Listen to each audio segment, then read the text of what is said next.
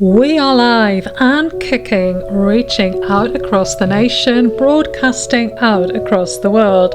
This is at Holistic Courses at calmoasisinternational.com, and I'm your host, Deborah Casey. Your health is your choice, and here at Holistic Courses at calmoasisinternational.com, we aim to empower your choices with knowledge. In tonight's episode, our second, we are exploring consultation and informed consent in relation to holistic therapy. If you've not subscribed, then we ask you do so because this helps us reach more people, and our aim is to reach millions to make health a happier outcome. Remember, folks, the information shared is not medical advice nor to be construed as medical treatment. For anything medical, seek a qualified doctor. Now, with that out of the way, let's dive into consultation and legally informed consent. In today's episode, we're continuing to lay the foundations of ethical and moral practice in holistic therapy with client consultation and legally informed consent.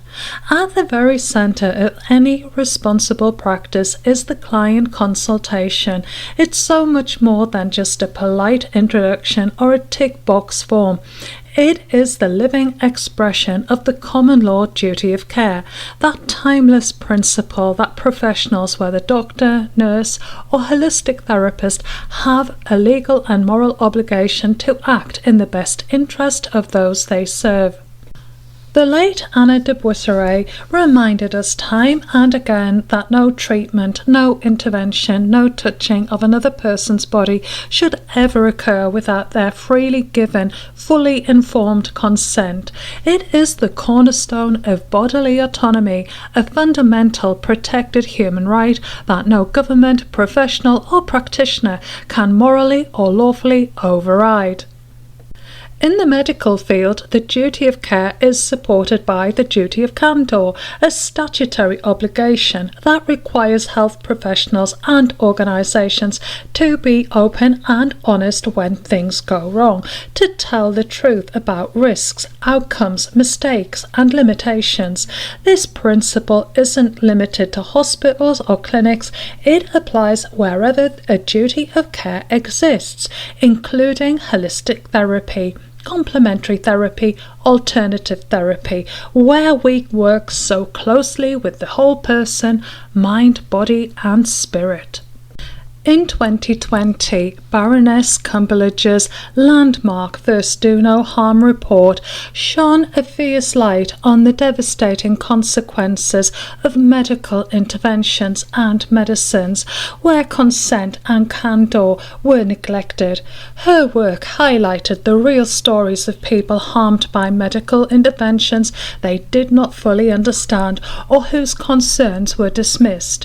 Her legacy is a call to action for all who work in health and healing, to listen deeply, to inform honestly, and to honour each person's sovereign right to know what is being done to their body and why.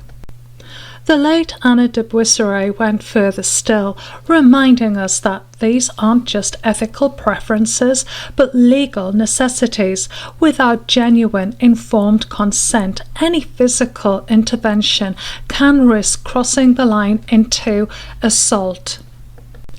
In our practice as holistic therapists, the same respect must guide every session.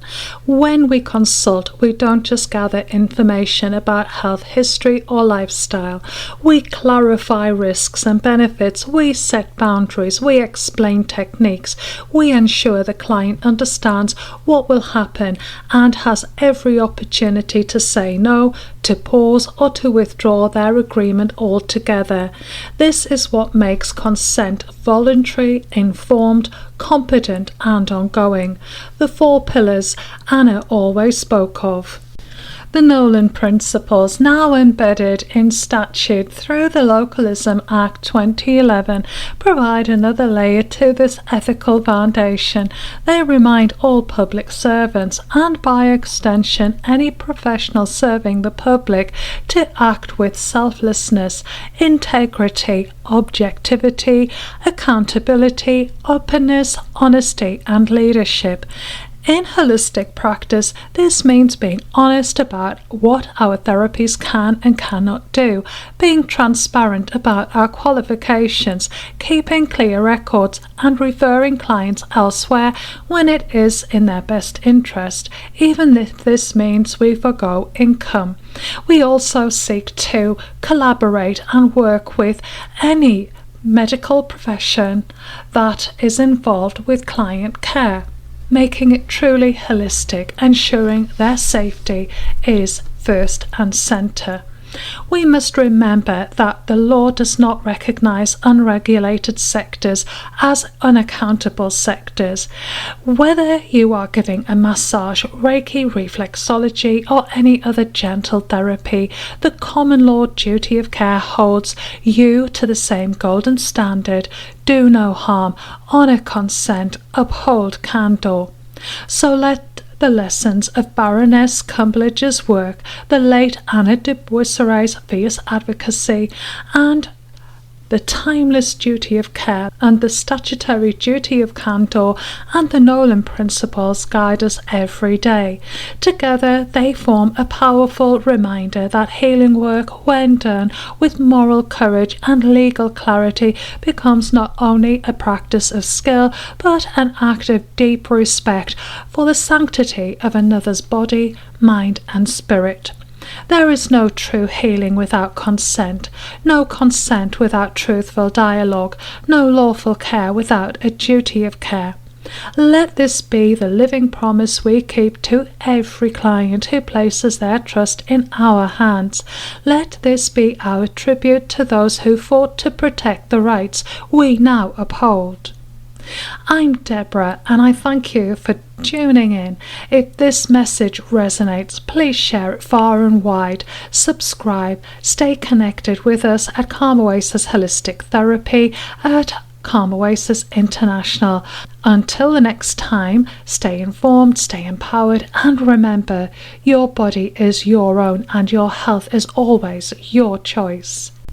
In recent times, there has been a move towards online consultation, where clients are sent an online consultation form to complete and to return back to the therapist. It is for each individual therapist or business to decide which approach they take to consultation with their clients. I'm old school. I believe that so much can be gained from that in-person first consultation, where you sit with the client, where you complete that consultation form. You get to be with them. You get to look them in the eye. You get to hear their voice. You get to be in their space, and you get to feel a connection. And then of course the other element is the potential risk of online interference and security breaches. I leave it there. I thank you so much for your time and sharing it with me. I'm Deborah, and I hope that you will subscribe, share, and join me again in further podcasts. Till the next time, take care, keep strong, stay well. Toodle pip for now.